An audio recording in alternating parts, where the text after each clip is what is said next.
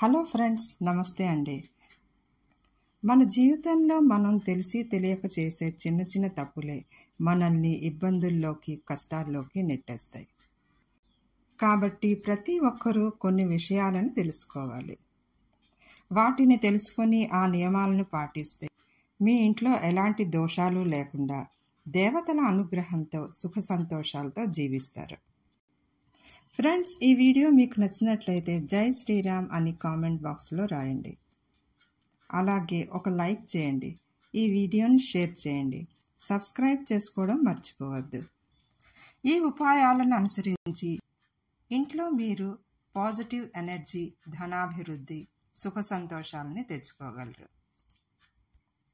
భోజనం ప్లేట్ని పీట మీద కానీ, చాప మీద కానీ, టేబుల్ మీద కానీ పెట్టుకొని తినాలి. భోజనం ప్లేట్ని ఒక చేత్తో పట్టుకొని తినకూడదు. అలా తిన్నట్లయితే ఆ భోజనాన్ని భూత ప్రేత పిశాచాలు తింటాయట. బ్రహ్మ ముహూర్తంలో కానీ, సంధ్యా సమయంలో కానీ ఇల్లు ఊడ్చకూడదు. భోజనం చేసిన తర్వాత ఆ ప్లేట్లో చేయి కడగకూడదు. చీపురుని అతిథులకు కనిపించకుండా ఉండేలా ఉంచాలి. చీపురుని బయటకు వెళ్ళినప్పుడు, ఇంట్లోకి వచ్చినప్పుడు చూడకూడదు. చిరిగిన బట్టలు వేసుకోకూడదు. షర్టు కానీ, ప్యాంటు పాకెట్ కానీ చిరిగి ఉంటే వాటిని వెంటనే కుట్టి వేసుకోవాలి. మీ మనీ పర్సు, డబ్బులు ప్యాంటు వెనక పాకెట్లో పెట్టుకోరాదు. అబద్ధాలు చెబితే అభివృద్ధి జరగదు. మీ దంతాలని ఎల్లప్పుడూ శుభ్రంగా ఉంచుకోవాలి. అస్తమానం తుమ్మడం, దగ్గడం, ఉమ్మడం లాంటి అలవాట్లను మానుకోండి. ఇల్లు ఎప్పుడూ శుభ్రంగా ఉంచుకోవాలి. వస్తువులను ఇటు అటు పారవేయరాదు. అలాగే మురికిగా ఉంచరాదు. గోర్లని ఎప్పుడూ ట్రిమ్ చేసుకోవాలి. పూజగదిలో దేవీ దేవతల మూర్తులు ఒకటి కన్నా ఎక్కువ ఉంచకూడదు. పూజగది తప్ప మిగిలిన ఏ గదుల్లోనూ దేవీ దేవతల మూర్తులు కానీ, ఫోటోలు కానీ ఉంచకూడదు. పూజగదిలో భగవంతుడికి సంబంధించిన ఫోటోలు ఒకటికి మించి ఉండరాదు. భగవంతుడి ఫోటోలు నైరుతి కోణంలో పెట్టుకోకూడదు. అలా పెట్టుకున్నట్లయితే కోర్టు సమస్యల్లో ఇరుక్కునే ప్రమాదం ఉంది.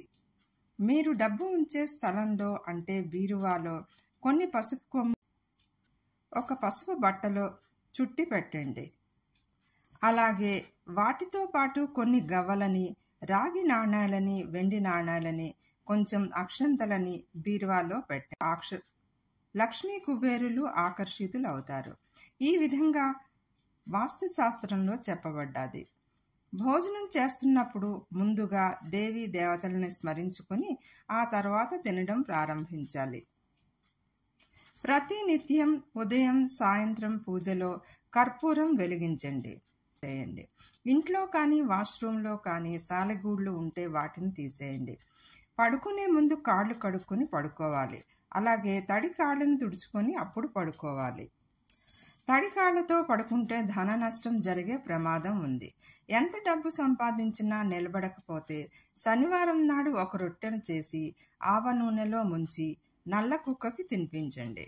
భోజనం చేస్తున్నప్పుడు వింత వింత శబ్దాలు చేయకండి. భోజనం ఎల్లప్పుడూ తూర్పు లేదా ఉత్తరముఖంగా కూర్చుని తినాలి. వీలైతే వంటగదిలోనే కూర్చుని భోజనం చేస్తే రాహువు సంతోషిస్తాడు. చెప్పులు వేసుకుని భోజనం చేయకూడదు. ఉదయం లేచిన వెంటనే పళ్ళు తోముకోవాలి. పళ్ళు తోముకోకుండా నీళ్లు కానీ మిగిలిన ఎలాంటి పదార్థాలను తీసుకోకూడని.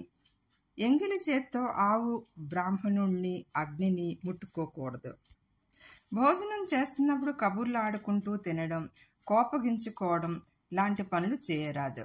కుటుంబ సభ్యులందరితో కలిసి భోజనం చేయండి. గురువారం నాడు తులసికి ఆవు పాలని సమర్పించాలి. దీనివల్ల ధనార్జన పెరుగుతుంది. ఫ్రెండ్స్, ఇవండి మనం తప్పనిసరిగా పాటించాల్సిన కొన్ని నియమాలు. వీటిని సక్రమంగా మనం పాటించినట్లయితే ఎన్నో సమస్యల్ని, కష్టాలని అధిగమించగలుగుతాం. ఫ్రెండ్స్, ఈ వీడియో మీకు నచ్చినట్లయితే కామెంట్ బాక్స్లో జై శ్రీరామ్ అని రాయండి.